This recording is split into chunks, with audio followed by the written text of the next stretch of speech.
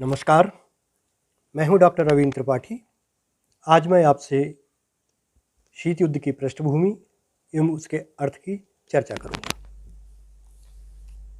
द्वितीय विश्व युद्ध के पश्चात सोवियत संघ और संयुक्त राज्य अमेरिका के बीच गंभीर वैचारिक मतभेद थे।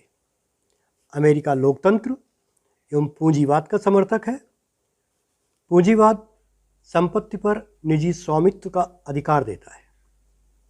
सोवियत संघ साम्यवाद एवं समाजवाद का समर्थक है।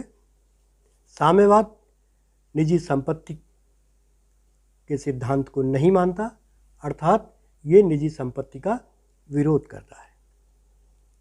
ये समानता पर आधारित एक समतामूलक वर्गविहीन समाज की स्थापना का पक्षधर है।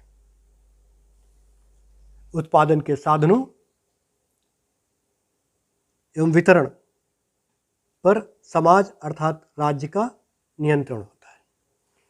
सोवियत संघ ने समाजवादी आंदोलन को बढ़ावा देने के लिए जो नीति अपनाई थी, उससे अमेरिका के मन में अविश्वास का भाव पैदा किया था, जबकि सोवियत संघ अपनी इस नीति को आवश्यक एवं न्यायपूर्ण मानता था। द्वितीय विश्व युद्ध के दौरान यूरोप में भीषण नरसंहार हुआ था। स्कूल, कॉलेज, विश्वविद्यालय, संग्रहालय, अस्पताल जैसे सांस्कृतिक एवं उपयोगी संस्थान नष्ट हो चुके थे। सड़कों, पुलों, बंदरगाहों आदि के टूटने के कारण यातायात बाधित हो गया था। कारखानों, मिलों और माइंस आदि के नष्ट होने से औद्योगिक उत्पादन समाप्त हो गया था।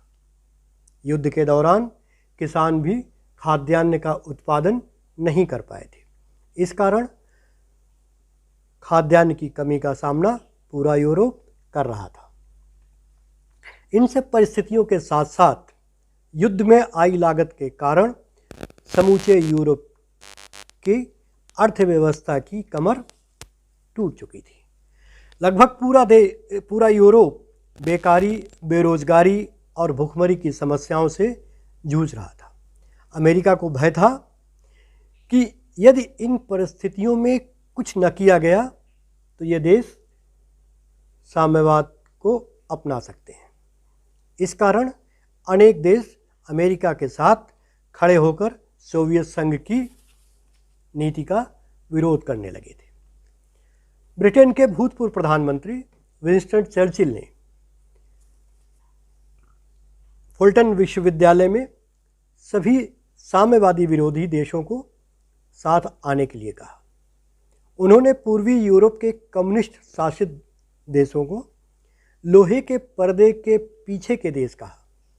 लोहे के पर्दे के पीछे देश का अर्थ है iron curtain countries. Iron curtain इसलिए कहा क्योंकि इन देशों में लोकतंत्र नहीं था। ये देश बाकी दुनिया से अलग थलग सख्त सेंसरशिप में रहते थे। साम्यवाद के प्रसार को रोकने के लिए अमेरिका के राष्ट्रपति हैरी ट्रूमैन ने एक नीति बनाई, जिसे हम ट्रूमैन डॉक्ट्राइन या ट्रूमैन सिद्धांत कहते हैं। ग्रीस और तुर्की कहीं साम्यवादी न हो जाए, इसके लिए उन्होंने इन दोनों राष्ट्रों को $40 करोड़ की सहायता दी थी। इसके बाद जुलाई 1947 में अमेरिका के विदेश सचिव जॉर्ज मार्शल ने कहा कि केवल ग्रीस और तुर्की को ही नहीं, बल्कि यूरोप के सभी युद्धग्रस्त राष्ट्रों को भी सहायता मिलनी चाहिए, जिससे वे सभी राष्ट्र अपना पुनर्निर्माण एवं पुनर्वास कर सकें। उन्होंने एक योजना बनाई जिसे मार्शल प्लान कहते हैं। आधिकारिक रूप से मार्शल प्लान को यूरोपियन रिकवरी प्रोग्राम भी कहते हैं। उनका मानना था कि यदि इन देशों को उनके पुनर्निर्माण एवं पुनर्वास के लिए सहायता नहीं दी गई तो ये देश साम्यवादी हो सकते हैं। वैसे तो शीत युद्ध का आरंभ विश्व युद्ध समाप्त होते ही हो गया था, किंतु इतिहासकार मानते हैं कि ट्रूमैन सिद्धांत और मार्शल प्लान लागू होने से शीत युद्ध आधिकारिक रूप से शुरू हो गया था। अब तक हमने देखा कि दुनिया दो भागों में बंट चुकी थी। एक भाग को हम वेस्टर्न ब्लॉक और दूसरे को ईस्टर्न ब्लॉक कहते हैं। वेस्टर्न ब्लॉक में वे देश आते हैं जो अमेरिका और उसके मित्र राष्ट्र हैं। इसे हम पहली दुनिया के देश अर्थात फर्स्ट वर्ल्ड नेशंस भी कहते हैं। दूसरी ओर ईस्टर्न ब्लॉक में सोवियत संघ एवं उसके आश्रित राष्ट्र आते हैं। इन्हें दूसरी दुनिया अर्थात सेकेंड वर्ल्ड के राष्ट्र भी कहा जाता है।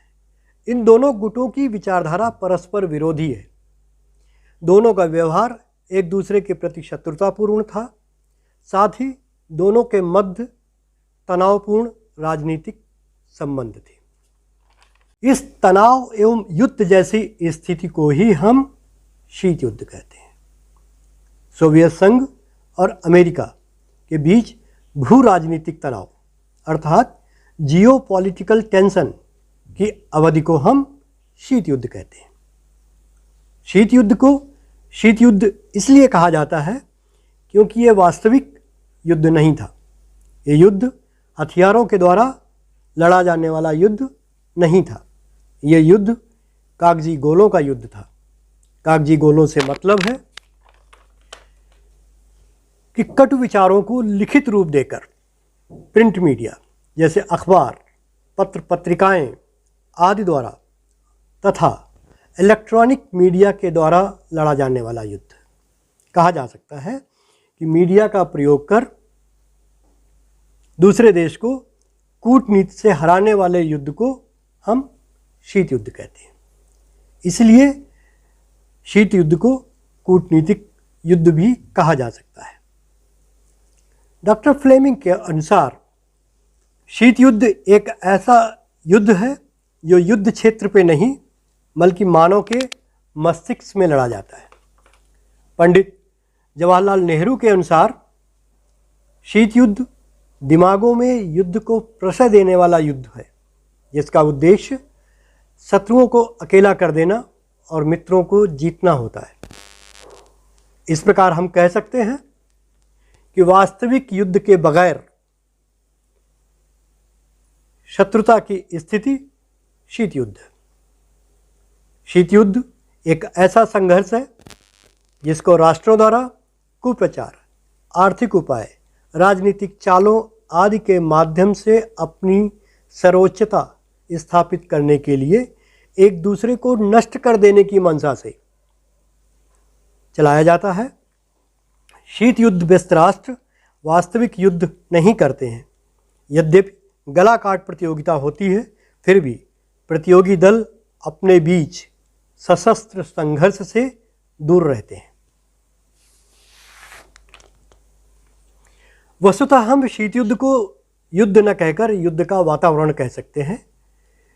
ये दो परस्पर विरोधी व्यक्तित्व वाले व्यक्तियों के बीच टकराहट या दो परस्पर विरोधी विचारधाराओं या दो पद्धतियों, दो गुटों तथा दो पृथक पृथक चिंतन सारणियों से उत्पन्न तनाव का परिणाम था।